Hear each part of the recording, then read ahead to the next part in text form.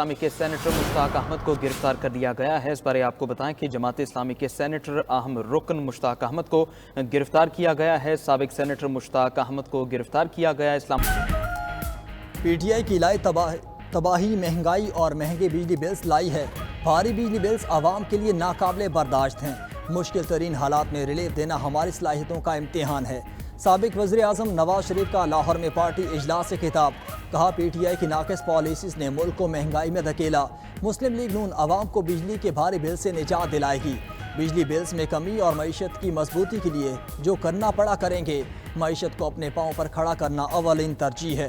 گھریلو صارفین کو ریلیف دے دیا، اب صنعتی صارفین کے لیے ریلیف تلاش کر رہے ہیں۔ اجلاس میں وزیر اعظم شہباز شریف نے نئی حکومتی معاشی پالیسیز بارے شرکاء کو تفصیلی بریفنگ دی۔ بیٹھک میں ملکی سیاسی اور معاشی صورتحال پر بھی مشاورت۔ شرکاء نے نواز شریف اور مریم نواز کو پنجاب میں بجلی صارفین کو ریلیف دینے پر خراج تحسین پیش کیا۔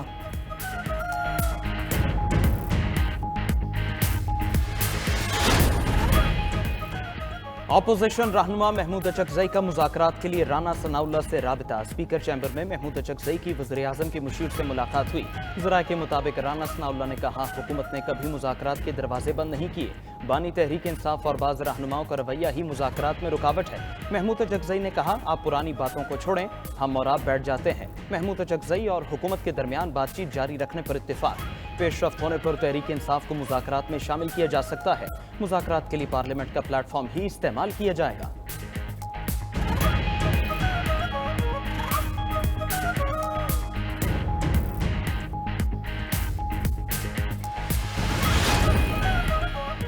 مسلم لیگ نون نے بانی پی ٹی آئی سے مذاکرات 9 مئی واقعات کی معافی سے مشروط کر دیے۔ نون لیگی اجلاس کے بعد میڈیا بریفنگ میں وفاقی وزیر احسن اقبال نے کہا ملک میں تمام بحرانوں کی ذمہ دار پی ٹی آئی کی حکومت ہے۔ بانی پی ٹی آئی جیل میں بڑی موج میں ہیں، وہ 5 سٹار قید کاٹ رہے ہیں۔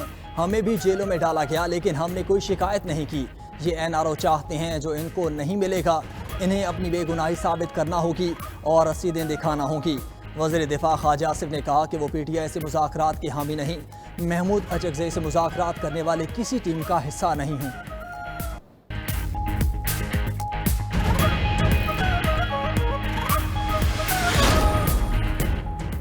پی ٹی آئی نے حکومت سے مذاکرات کے اختیار محمود اچکزئی کو دے دیا۔ چیئرمین پی ٹی آئی بیرسٹر گوہر کا کہنا ہے ہمیں حکومتی کمیٹی کی تشکیل کے بارے میں کسی نے نہیں بتایا۔ بات چیت کے لیے حکومتی کمیٹی کی تشکیل اچھی بات ہے۔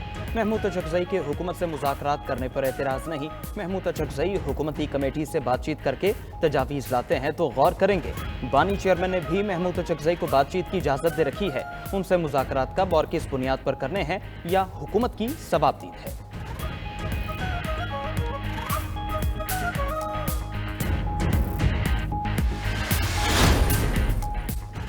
عوام کا پیسہ اب عوام کے لیے ریلیف پر ہی خرچ ہو رہا ہے۔ صوبائی کابینہ نے عوام دوست پروگرام کی منظوری دے دی اور تاریخ ساز اقدام کرا دیا۔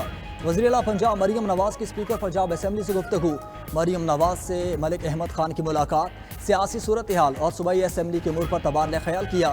ادھر اپنے بیان میں سینئر وزیر مریم اورنگزیب بولیں پنجاب میں مریم نواز نے عوام کو تاریخی ریلیف دے کر احسن کام کیا۔ ملک میں بانی پی ٹی آئی مہنگائی لائے، وہ قوم کے دشمن ہیں۔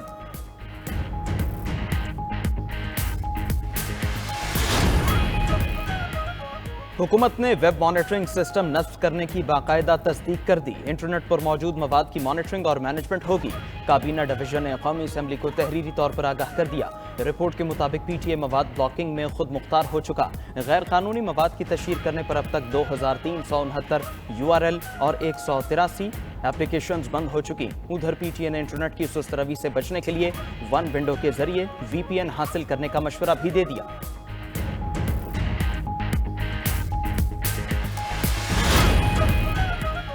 دوحہ سے فلپائن جانے والی پرواز کی کراچی ایئرپورٹ پر ہنگامی لینڈنگ۔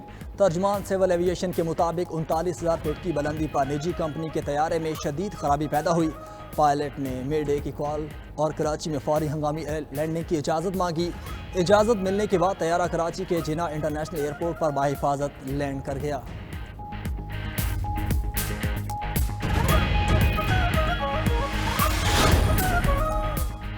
عراق میں پھنسے پاکستانیوں میں سے 300 سے زائد زائرین کراچی پہنچ گئے۔ دوسری پرواز بھی آج شام تک کراچی پہنچنے کا امکان۔ ज़ायरीन के फंसने की खबर पर वफाकी वज़ीर मजहबी उमूर चौधरी सालिक ने नोटिस लिया और पाकिस्तानी सफ़ीर को जल्द अज जल्द इंतजामात की हिदायत की। पाकिस्तानी सफ़ीर के मुताबिक फंसे ज़ायरीन के पासपोर्ट गुम होने की खबरों में सदाकत नहीं। सूरत हाल टूरिज़म कंपनियों की बेइंतजामी के बायस पैदा हुई।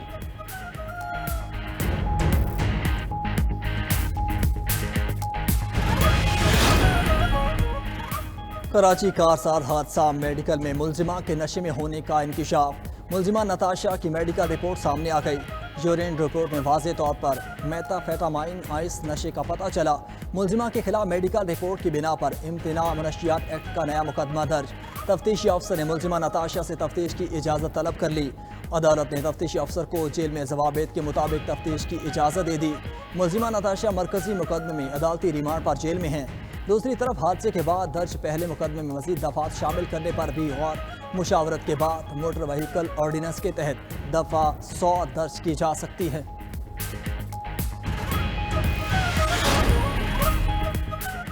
पाकिस्तान में एक और एमपॉक्स का मरीज सामने आ गया। वजारत सेहत ने भी तस्दीक कर दी। मुतासरा शख्स का ताल्लुक पेशावर से है, जिसकी कॉन्टैक्ट ट्रेसिंग की स्क्रीनिंग की जा रही है। मुल्क में मजमूई केसेस की तादाद 3 हो गई।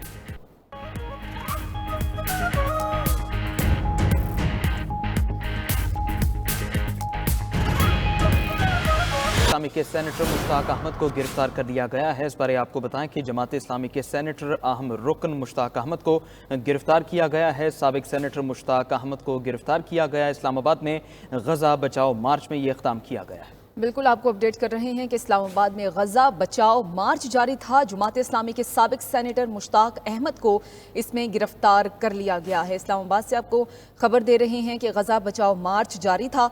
जमात इस्लामी के साबिक सेनेटर मुश्ताक अहमद को गिरफ्तार कर लिया गया है।